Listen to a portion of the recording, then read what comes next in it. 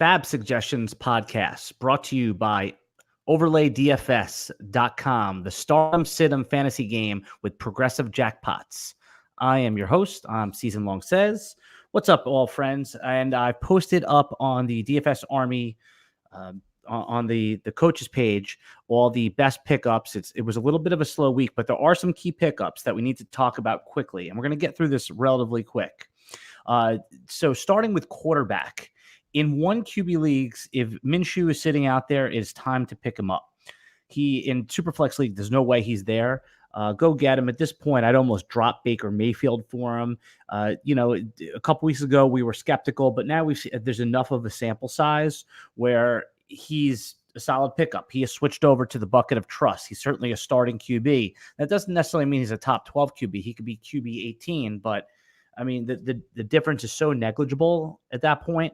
So Minshew is a go get him anywhere from, $1 to a 15% pickup. There's going to be quite a few people going after him if he's out on the waiver wire, which he is in quite a few leagues. I believe they're going against New Orleans, which is kind of a league average matchup at this point. So from a QB perspective, that's the guy to go get. We're going to see what happens with the Pittsburgh Steelers and their QB situation. That's mostly Superflex related. Gunning over, and by the way, you can follow along on the waiver wire suggestion pickup sheet, which is posted in the Slack chat. And this is basically everything that we're going with right now. Running back wise, Chase Edmonds, he showed a pulse last week. He's the backup running back for the Arizona Cardinals. And David Johnson's status right now is in limbo a little bit. So I would pick up Edmonds. I was picking him up a little bit last week where I had space. It's so hard. It's such, it's really cheap advice to say stash everybody. But he's definitely going to be one of the higher bid perspectives. I'd say he's going to go in the 14 to 25% range. If you're the David Johnson owner, you should go get him. They're going to start working him in. If Arizona continues to run 70 plus plays and Chase Edmonds just gets a small tick up, he's going to be playable as a zero running back type of candidate anyway. Moving on, Ito Smith, the Atlanta Falcons. He's been giving you a steady double-digit floor for PPR. I'd recommend getting him for anywhere in the 5 to 10% range. I stupidly, in a couple leagues, dropped him last week to pick up some other players, but I think there's a pretty good chance that Ito takes over the starting role. At least they look to see what he can do, give him more touches, because Devonta Freeman has just been under 3 yards a carry, and he had one decent game, and that was it. Next on the list is Alexander Mattison. Alexander Mattison, again, he's going to be a top 12 running back if Dalvin Cook goes down. I don't normally believe in handcuffing, but even if you don't own Cook, I think Mattison's still a good pickup. If you can hold him through some of the bye weeks, you can still probably get him for 1 to 4% of your budget. And I just think there's such a high yield with him and on a run-heavy team that he would be a good pickup. I also included on my list, Raquel Armstead. Now, again, it's the key to the waiver wire is not throwing all your fab at the hot free agent. That certainly does happen, but what's important is to get the dollar guys the week before they are the top of the cheat sheet guys. So Raquel Armstead is a player, the backup running back, 5th round pick of the Jacksonville Jaguars, and I just don't see anyone else behind him should Fournette get hurt. So if you have space, again, I don't like the advice of stash this guy, stash that guy, but in a couple spots where I went heavy wide receiver in a lot of drafts, I'm certainly taking Raquel Armstead, putting him on my bench for $1. The other guy is Reggie Bonifant. I didn't put him on my sheet, but Reggie Bonifant, the backup running back in Carolina, McCaffrey has been an Iron Man, and he's, I'm enjoying watching McCaffrey, even though I don't own him anywhere. I just saw an interesting stat get tweeted out that 70% of expert leagues that had people that drew the number 1 pick took Barkley over McCaffrey, and I'm sure they're regretting that. Bonifant had 80 yards and a touchdown last year, spelling McCaffrey, but I would recommend maybe getting him again. I don't know. You only have so much room on your roster, especially in shorter bench leagues. In leagues where you have 7, 8, 10 bench spots, Reggie Bonifant's a smart dollar pickup because if anything happens to McCaffrey, he's not going to get all of McCaffrey's work, but it'd be interesting to see what they do with the passing work. But you wouldn't lose everything, because if you have McCaffrey and you lose him, it's not necessarily season over. I would get Reggie Bonifant for $1 if you have space. Now, I've given you a lot of those guys, Mattinson, Quell Armstead. So I would certainly consider stashing some of those guys, at least a couple of them, even if you don't have their main player. And that's mostly it for the running backs. Moving along here to the wide receivers. Now, for some reason, if Michael Gallup was dropped and not picked up in your league, just get him. He came back and started right where he left off, or picked up right where he left off. He had a monster day. So he's a get whatever it takes type of player. I don't expect Gallup to be on the waiver wire in many competitive leagues, but for some reason, if you're in a 10-team league and he was just left there, go get him. The waiver wire guys that we go through here, I wouldn't start them with a lot of confidence, but they're certainly viable pickups and roster stashes. Most certainly would start with Auden Tate. Auden Tate, he got a little touchdown deodorant last week, meaning that he only had about 26 yards, if I'm remembering correctly, but he scored a touchdown. He's definitely going to be a big part of that offense moving forward. AJ Green is coming back, I guess, at some point, but I'm not too worried about it. Auden Tate at his 6'5", 230-pound size is going to score a touchdown. So there is, I would say, a decent chance he could score a touchdown on most weeks, at least a 50% chance. So if you're in a pinch, Auden Tate, Cincinnati Bengals, I still think you could probably get him for about 5%. Before we move on, a quick word from our friends at overlaydfs.com. I'm just going to do their read and then come back and talk about it because this is one of the coolest games in all of fantasy. You've heard us talking about it on the podcast, but I certainly recommend playing this game. Tired of having to pick the perfect player at every position in order to win on salary cap DFS? Tired of having your salary cap lineup out of the running to win the money in the first 5 minutes? Does playing salary cap DFS feel like a job and not a game? Want a fantasy game with the pros out of it with 150 lineups and computer programs that can't dominate? Overlay DFS has a new revolutionary start-sit game for fantasy sports. They are the home of the single-entry GPP. Here's how you play. You make 12 start-sit decisions from the 30 matchups they present to you. A win, loss, or a tie is assigned to every decision you have to make. Records in the top 10% will be awarded 9 times your buy-in. If you go 12-0, you win the progressive jackpot. All matchups are player versus player, and whoever has more fantasy points. Usually, if you go 8-4 in a given week, it's good enough to cash. Sometimes 7-5 or 9-3, depending on the week. Make 12 picks from the matchups that they give you. And for example, this week, last night, you could have picked from Baker Mayfield versus Jimmy G. And whoever gets the most fantasy points, that would be a win or a loss, depending on who you picked. They had Chubb versus ODB last night in the Monday Night Football game. They had a bunch of baseball props. So this is great for the player who likes to pick props or do start-em, sit-ems. It's a really fun game.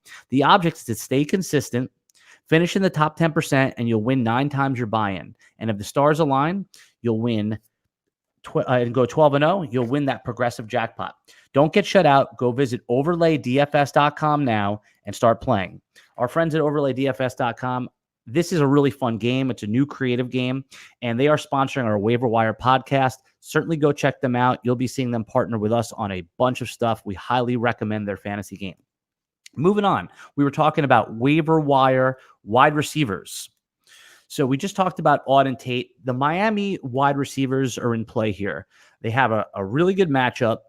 Preston Williams, I would bid about 5 to 10% on him. He's getting the targets. He's in a solid spot. Obviously, it's Miami. The floor is very low, but him over Devontae Parker. I'm kind of out on Parker now. I'm sure he could have a few games here and there, but Preston Williams is a guy that you could play this week if some of your wide receivers are on bye. Darius Slayton. Okay, he's got a very bad matchup. He's the rookie wide receiver on the Giants. He definitely looks the part. They're playing New England. I don't like him this week. I think he'll be ignored on the waiver wire. I think you can get him as a $0 bid or a $1 to $4 bid if you have some sharp players in your league and stash him. Now, often waiver is not about getting even that $1 guy. It's that second wave of wave after waivers clears. Darius Slayton could be in that bucket right there. I would pick him up if you have room, if you need a wide receiver. I wouldn't play him this week against New England, but Darius Slayton, the rookie wide receiver for the New York Giants, is certainly in play. Daniel Jones, the QB, didn't have a great statistical week last week, but he certainly looked the part. He was throwing downfield. He was moving well. I like him with Darius Slayton there. Again, not for this week. Last wide receiver I have on the list is Deontay Johnson. Now, he's the Pittsburgh Steelers rookie. He's had a couple good weeks. Last week was a little bit of a down week. I think you can get him for $1 or $2 on the waiver wire. Now, with the new QB coming in, possibly, if Mason Rudolph isn't playing, he got knocked pretty silly last week during the game. You saw all the memes going around. So I don't know if you could play Deontay Johnson with any confidence right now, but he's certainly rosterable. And then for the deep league special, Byron Pringle, who he was a dynasty thing. If you were a dynasty player, you certainly knew who Byron Pringle is. If you're a season-long player, you may not. Byron Pringle, the Kansas City wide receiver, had a big 100-yard game and a touchdown. Now, Tyreek Hill could be coming back, but Byron Pringle in a deeper league is certainly worth a stash, a 14-team league. If he's out there in your dynasty league, he's certainly worth picking up. You just never know, and you want a piece of that KC offense. So lastly, we're going to talk tight ends, my favorite position. Tight ends, Gerald Everett is likely out there, the Rams tight end. Now, if you're frustrated like me, I had him on my team. I had him on my team for $1 or $2, cut him after a couple bad weeks, and then he's blown up the last couple weeks. Go get Gerald Everett. I'm putting in a couple of obnoxious bids on him because tight end is just so bad. If you're a team that has like Darren Waller, Evan Ingram, if you have those two on the same team, you're going to need a tight end. I believe in spending when you need it, especially at critical points in the season. In a couple leagues, like I said, I'm going to go get Gerald Everett at all costs and have him on my roster. The Rams are heavily targeting him. He was a prospect a few years ago that came in that was supposed to be the Jordan Reed of the Rams offense, the Sean McVay offense. Sean McVay, as you remember, came from the Washington Redskins coaching tree. He was the offensive coordinator over there, so he was looking for his move tight end, and Gerald Everett is the guy over there. So, go as crazy as you want, but I certainly would. I'd get Gerald Everett and bid decently aggressive on him, depending on your need for tight end. If he's just a luxury pickup, you can put in a keep him honest bid. The other viable tight end I see out there is Jason Witten. Desperate times certainly call for desperate measures. Witten, a few bucks on him if you're one of these teams that just needs a tight end at this point. It's perfectly fine bye-week fill-in. And then lastly, we're talking about our streaming defenses of the week. The Dallas defense was likely dropped after they faced Green Bay for good reason, and now they face the Jets this week. If you can get the Dallas defense, I'm sure they're going to be bid on, but if you need a streamer, that's a good one. And it'll either be a Rusty Darnold under center, or if they go back to Falk, wheels up. The Seattle defense looks like a good play this week as well. Now, if you're in a league that's still using kickers, you're in kicker hell. It's just kind of pick up one and hope for the best. Usually the kickers that go on bye the week before are dropped. But I start looking ahead a little bit in the 1 or 2 leagues I'm in with kickers. Here's an important note.